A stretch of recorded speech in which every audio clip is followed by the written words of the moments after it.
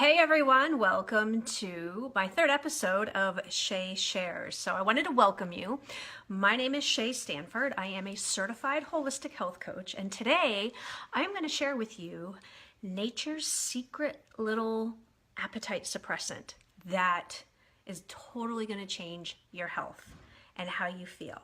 So first of all, when I think of appetite suppressants, I know when I was definitely as a teenager and in my 20s, even kind of into my 30s, I would always think of diet pills. I'd go to the local Walgreens or CVS, GNC, and I'd wander up and down the shelves and try and find something that I saw in Cosmo magazine that was going to help make the whole process easier to lose weight. So I tell you, I've probably tried every diet pill on the market.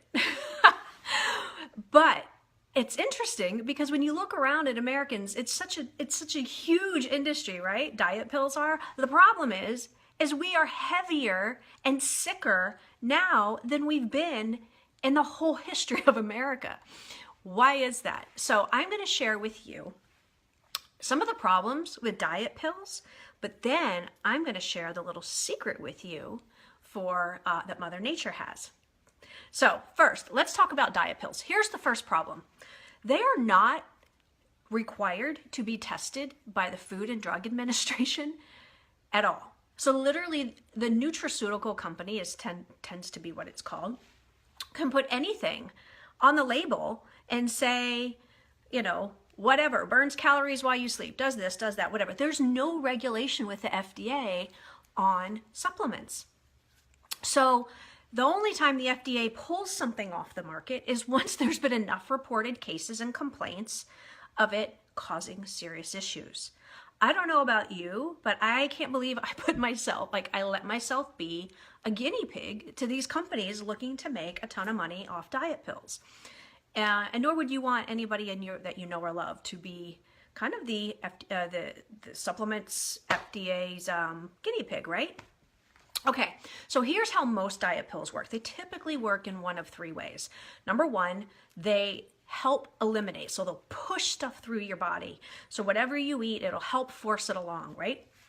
So think about the problem with that, obviously, is it really pushes a lot of pressure on your gut, on your intestines, because it's just basically like pressure washing things through. So it tends to really do a lot of damage to your gut health over time. The second way these diet pills work is they expand, so they make you feel full. But there's really no health benefit to that. It doesn't give you any health benefit whatsoever other than just making you feel full. The third way these diet pills work are they exaggerate your metabolism. And by that, they typically artificially increase your heart rate, right? Well, remember, was it Fen-Phen that got pulled off the market because it increases your heart rate, typically through some sort of caffeine or something like that. The problem with these the problem with these diet pills, there's a huge list of problems, but number one is high blood pressure. People tend to get hair loss with diet pills. They feel restless. They feel irritable. They have poor sleeping habits. They have heart palpitations, UTIs, distressed menstrual cycles. The list goes on and on and on. And you think about how many people that are overweight and that also possibly have diabetes that are taking these diet pills, and it's increasing their blood pressure and putting more strain on their heart, and they're not sleeping as well on top of all the other issues they're already facing, right? So you can see the diet pills are just kind of a method to create this artificial destruction and really of no benefit to your body. Okay, so lo and behold, nature has actually given us something that is amazing, that helps suppress your appetite and has all these health benefits. You ready for this? It's called fiber. Fiber. Yes, it's fiber. So fiber is Mother Nature's natural appetite suppressant. So I'm going to share with you a little bit about what fiber is. So first of all, fiber comes in two ways. It comes in soluble and insoluble, and I'll get to that in a second. But neither one are actually, they're both undigested by the body. They both are carriers that move through the body. and they actually have 0 calories within themselves. So soluble, and this is important when I show you the benefits later, soluble, actually when you eat it, it turns to like a gel and it binds with anything that is liquid. It binds to fatty acids. It binds to old bile, and I'm going to get to this in a second. So a lot of times what happens is if you're not getting enough fiber, the bile that is made tends to not excrete through the body. So you have reflux, you have a lot of these issues, and you have bile that's old bile that has toxins in it that's just being recirculated through your body. What soluble fiber does is it binds to that bile and pulls it out of your body and gets rid of it, so your body makes new bile that doesn't have toxins. So essentially, without enough soluble fiber, you have just recirculating toxic bile in your system that's causing havoc on your body and creating other things. So that's kind of what soluble fiber does. One of the benefits is it reduces inflammation. Which is also related to you can reduce gallbladder disease, intestinal inflammation, skin conditions like acne, eczema, and psoriasis. All of that is affiliated with the bile that's just going around and around and around in your system. So insoluble fiber is basically kind of roughage. It stays intact. It doesn't bind to anything, but it makes you feel fuller. It's kind of like that filler. So when it comes to weight loss, fiber-rich foods are going to make you feel fuller, mainly because of the insoluble fiber, with hardly any calories. So it has that natural filling effect. It fills you up without all those extra calories naturally, and it's going to reduce inflammation, help pull toxins and bile and all the stuff. That's what the soluble fiber does. It's kind of like it's your garbage man for your body, right? Imagine if no one came to get your garbage. You put it out front and weeks and weeks and weeks go by and it's still sitting there. How would it look? That's kind of what happens when you don't eat enough fiber. It all gets backed up in your body. So fiber is like nature's way of not only suppressing your appetite, but taking the sludge out, getting the garbage out that your body doesn't need. Otherwise, it's just sitting there and rotting and festering, and nobody wants that in their body. And we wonder why we feel like crap. And diet pills don't do that. If anything, they cause worse problems. So another thing that fiber-rich foods do, think of appetite suppressants, right? Diet pills, this is fiber. When you're eating fiber and as it digests and breaks down, it releases this short chain fatty acid called acetate. And when acetate hits your brain, it signals you to stop eating. And so you think you're full. So it naturally fills you up and it signals your brain to stop eating, and it gets all the gunk and sludge out of your body that would otherwise be just recirculating and sitting there and trying to get out on its own. So here's some of the health benefits when you're eating fiber. And let's kind of think back to comparing these to diet pills. Fiber will lower your cholesterol, specifically your LDL. Fiber can control your blood sugar levels. It's got a very low, it will stabilize your blood sugar levels. That's especially important if you're diabetic. Fiber also helps relieve a lot of GI disorders, acid reflux, IBS, diverticulitis, and it maintains a healthy digestive tract. Another thing fiber does is it helps reduce cancer-related diseases such as breast cancer as well as colon cancer, and it can possibly be prevented when people start eating fiber early on in adulthood.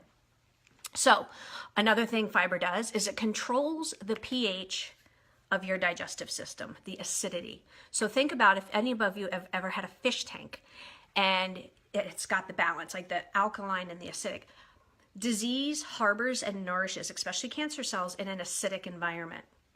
And what fiber does is it pulls the acidic out of your body and makes it more alkaline, so it's a healthier state, and diseases don't have an environment to grow. So that's another thing fiber does, which is why it's so good for the digestive system and prevents a lot of digestive diseases and colon cancer, because it's moving all of that through your system. Fiber helps feed the good bacteria. If you saw episode 1 when I talked about leaky gut, fiber is one of those things that helps repair leaky gut. It also, so it feeds the good bacteria, helps prevent leaky gut, and it also binds to and flushes toxins out of your body. So I know a couple weeks ago I was taking some essential oils that pull heavy metals and pull toxins out, and I started feeling really achy, which is typically what happens when your body's releasing too many toxins. So I drank a bunch of fiber. It was really gross, but I drank a bunch of fiber, and within 20 minutes I felt better, because those fiber binds to those toxins and eliminates them from your body. That's a really good thing. So basically, it's going to help get you more regular. So you're going to the bathroom more regularly, getting all of that stuff out of your body. It's like flushing the dumpster out, right? It takes all the sludge out. So here's the thing with fiber though.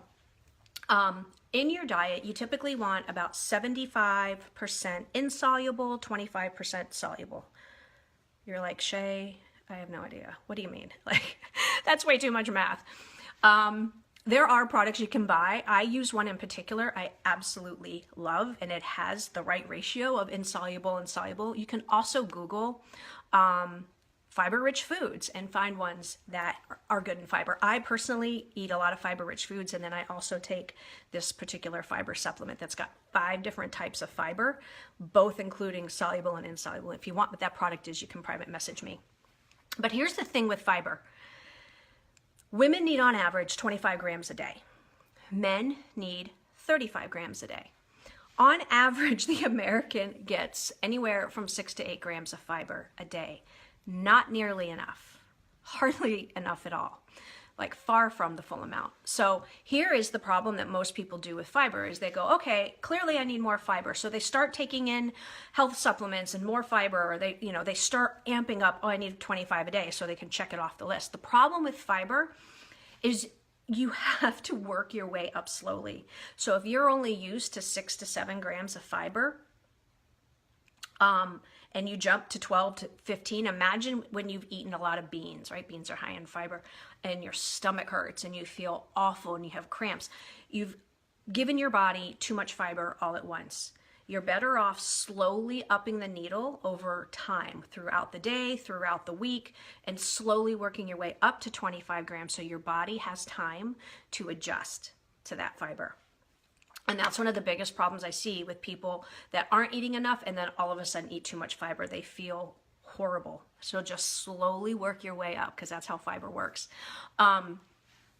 But anyway, that truly is, fiber is one of the things I think people think like, oh, that's what old people need. And, they have this, you think of this commercial with the Metamucil spinning around. You get so much fiber from really good foods. It will help fill you up. It'll reduce a lot of the diseases that we suffer from. It'll reduce your appetite, have you feeling great. It'll take all the sludge and toxins and grossness and bile and all that stuff. It's like, your body's best garbage man to get all of that out of your system so that your body can heal and feel better and have more energy and a much healthier digestive tract. And you get basically the exact same thing diet pills do in theory, but it's done naturally with all the health benefits. So increase your fiber intake. It's nature's appetite suppressant, and I promise you, you will start losing weight and feeling better and being way more regular. Thank you guys very much for joining me on my 3rd episode of SEAY Shares. Always here to help you refine your health. Share, like, or comment below if you've got any questions, and feel free to follow me on Facebook at shaystanford.com. Take care.